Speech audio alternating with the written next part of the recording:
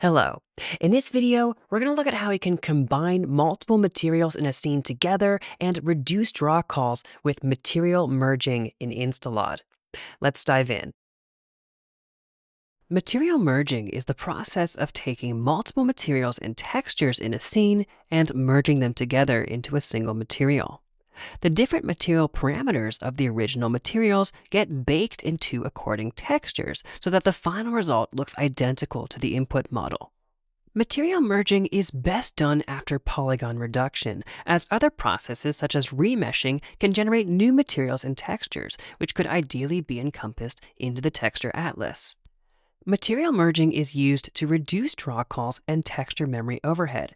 Instead of needing 9 draw calls and 35 textures, we can reduce this to 1 draw call and 5 textures, which makes rendering the object much lighter without having to reduce the polygon count. All right, so here we are in InstaLOD Studio, and you can see that I have this pretty large scene here of this city block. And so you'll notice there's a lot of objects in here. We've got some barriers, we've got different segments of the street, we've got different buildings here. There's a lot going on. We've got these crates and, a dumpster and stuff like that. And all of these, as you'll notice, have different materials and textures and UV layouts. So we actually have about 98 different objects here in this scene. As you can see, it's a pretty large hierarchy. And also, if I go over to the material editor, you can see we have a bunch of materials. We have about over 40 materials here in the scene as well. And so what I need to do is I need to optimize this scene because we have 212 draw calls. That's a lot of draw calls, which makes this area, this scene, very heavy for rendering in real time. So let's say, for example, that from a polygon standpoint, these objects are pretty well optimized. But we really need to reduce the amount of materials and draw calls for the scene to make this performant in real time. So let's go ahead and do that. And to do that, we're going to be using material merging in InstaLOD. So what I'm going to do is I'm going to go to my mesh operation settings and choose material merge as the mesh operation that I'm going to do. And what this is going to do is it's going to take all these UVs and all these objects and it's going to repack them into a single texture atlas. It's going to combine the materials together and also preserve as much of the texture quality as possible while lowering that material count, in this case to 1. So let's go ahead and do that. I'm going to go ahead and adjust some settings here. I'm going to change the gutter size in pixels to 15. That's going to add more space around each of the UV shells when it does the repacking. And this helps prevent MIP map bleeding. I'm also going to go to the shell rotation and I'm going to set this to allow only 90-degree rotations. And the reason why I'm doing that is because, just specifically for this scene, because of this brick texture. If we were to rotate the UV shells at an arbitrary angle, what's going to happen is these lines going across the pixel grid, they're not going to match up with that pixel grid. We're going to get this aliasing stair-stepping effect. So only rotating the shells by 90 degrees ensures we get nice, crisp looking brick textures. So let's go ahead and go over to the texture output settings. And so what InstaLOD is going to do is it's going to bake new textures for us. It's going to, if we say, for example, had in our materials some roughness values in the shader or some metalness values in the shader, it can also bake those into texture maps for us.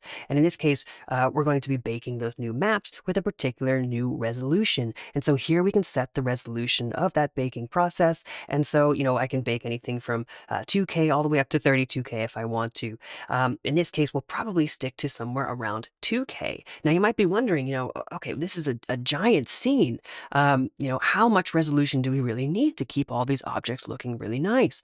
Maybe something like 4K or 8K. But really, I'm going to show you how we can do that with a 2K texture map for all of these different objects. So let's go ahead and start this process. And I'll go ahead and hit start here. And so again, InstaLOD's going to repack all the different objects here, all the different UVs into a single texture atlas. And as you can see, it's already done and we've got fantastic results. We can see every single brick here. We can still see the cracks in the street, all the details in the crates and in the sofa and the cars and stuff like that. And this is all on one texture tile, as you can see here, which is pretty amazing. Now, how are we able to do this? Well, there's two features that I want to bring up here.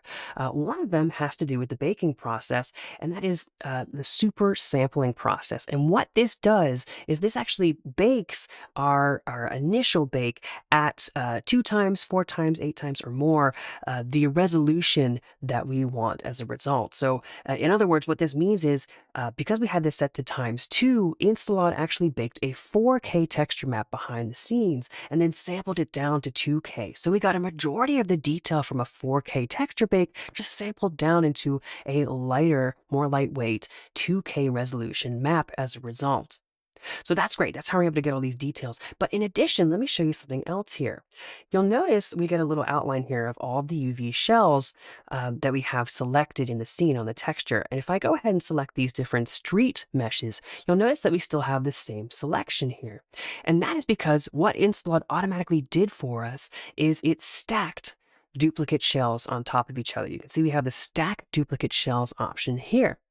So instead of having multiple street tiles packed together, which lowers our textile density and gives us a worse resolution, you can actually see here we did the same thing for the buildings as well. It just stacked those shells on top of each other, giving us more space for our UV tile and making it so that we can get more texture resolution for the rest of the objects in the scene. So with the combination of super sampling and stacking duplicate shells, we can get this massive scene here on one texture tile.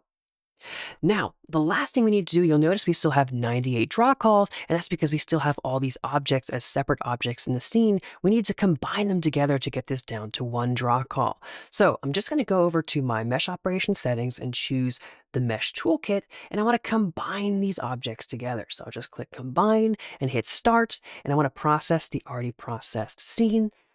And now you can see that we have one object here. We have one material. If I filter this down to the mesh that I have selected here, one material, one mesh, resulting in one draw call. So as you can see, material merging makes it easy to reduce the amount of materials in the scene, even combining them all together into one texture atlas. And with the help of the mesh toolkit in InstaLOD, we can also combine the objects together to reduce draw calls. Thanks for watching this video on getting started with material merging with InstaLOD. Now, before we wrap up, I also wanted to mention that InstaLOD's Remesher, which is a great way to create real-time ready 3D assets with a single operation, also automatically combines objects and merges materials to create a texture atlas and reduces draw calls. Now, to learn more about the Remesher, check out our video linked in the description below. Now, if you'd like to learn more about InstaLOD's various mesh operations and workflows, be sure to subscribe to our YouTube channel. Here we have an ever-expanding library of videos covering the ins and outs of InstaLOD. And also, be sure to check out our community forum and Discord server, where you can ask questions, share your creations, and engage with members of the InstaLOD community. Well, that's it for now. Thanks for watching, and we'll see you in the next video. If you enjoyed this video, drop us a comment below, and don't forget to subscribe. For the latest news about InstaLOD, please visit our website and follow us on Twitter. You can find all the links in the video description below. Thanks for tuning in, and we'll see you in the next one.